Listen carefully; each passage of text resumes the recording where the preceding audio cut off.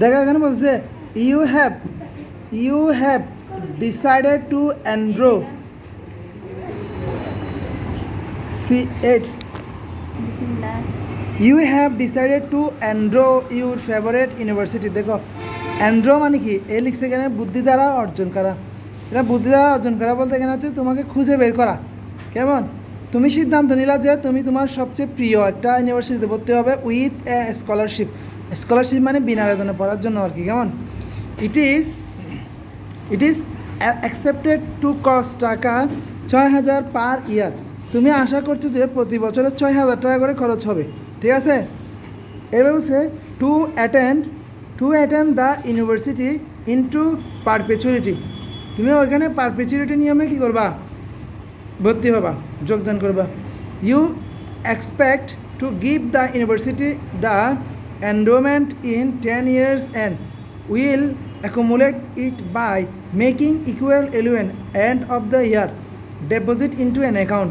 তাহলে বলতেছে you expected to give, তুমি তাদেরকে দিতে আশা করতেছো the university the enrolment of 10 years, মানে ইউনিভার্সিটির যে খরচগুলো আছে সেগুলো 10 বছরের মধ্যে, and will accumulate it by making equal annual, এবং তুমি প্রতি বছরের সমান সমান করে টাকা দিতে চাও বছরের শেষে, এন্ড অফ দ্য ইয়ার, বছরের শেষে, ডেপোজিট ইনটু অ্যান অ্যাকাউন্ট, মানে একটা অ্যাকাউন্টে বা একটা হিসেবে জমা করে করে।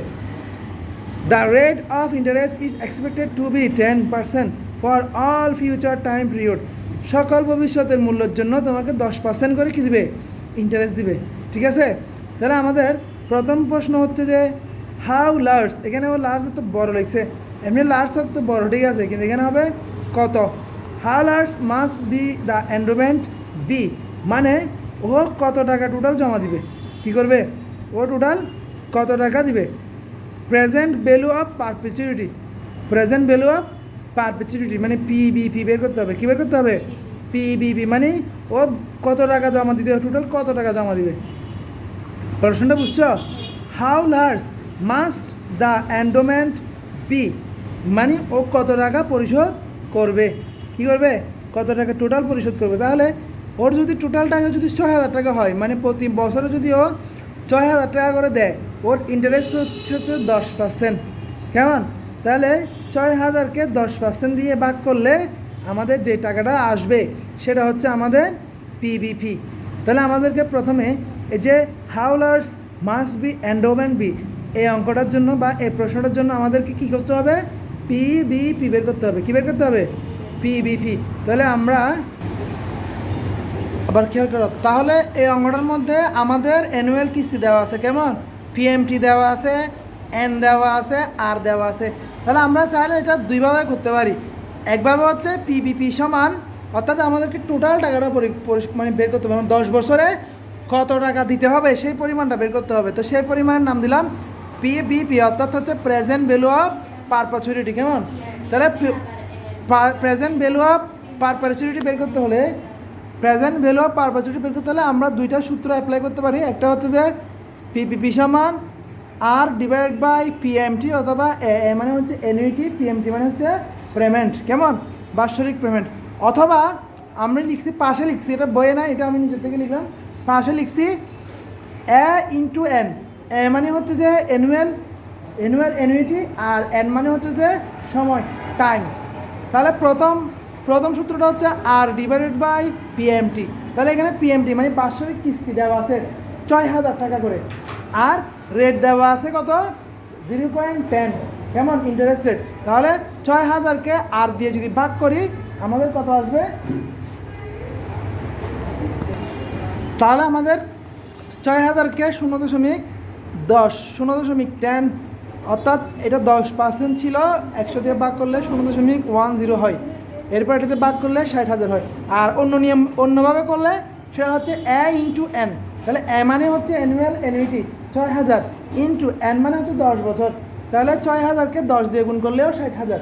তার মানে আমাদের টোটাল 10 বছর সময় পর ওকে কত টাকা দিতে হবে, 60,000 টাকা দিতে হবে। বি নাম্বার রিকোয়েশনে কি বলতেছে, হাউ মাচ, এখানে হাউ মাচের বাংলা হচ্ছে কত, হাউ মাচের বাংলা কি কত।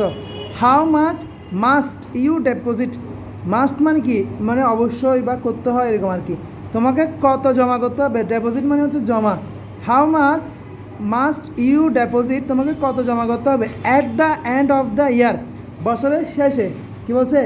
বছরের শেষে of the next 10 years, next মানে পরবর্তী 10 বছর শেষে, to accumulate the require amount, require মানে হচ্ছে প্রয়োজনীয়, অ্যামাউন্ট মানে হচ্ছে যে পরিমাণ। তাহলে কত পরিমাণ টাকা তোমাকে 10 বছর পর জমা করতে হবে। তাহলে কত পরিমাণ টাকা যদি আমাদেরকে জমা করতে হয়, তাহলে আমরা এটা কী বের করবো?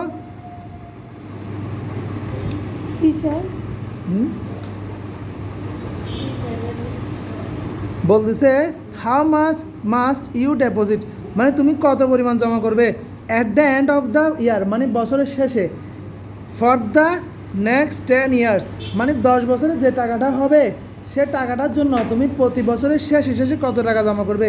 প্রশ্নটা বুঝো নাই?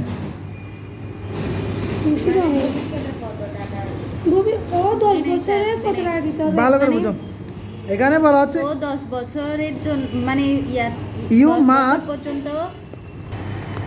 তাহলে আমরা দ্বিতীয় প্রশ্নের জন্য কোন সূত্রটা লিখব? এফ বি সমান, এটা যেহেতু অর্ডিনারি তোমরা, তাহলে সূত্রটা কী হবে? এফ বি ও ordinary share equal to P M T divide into 1 plus R power N minus 1 divide by R.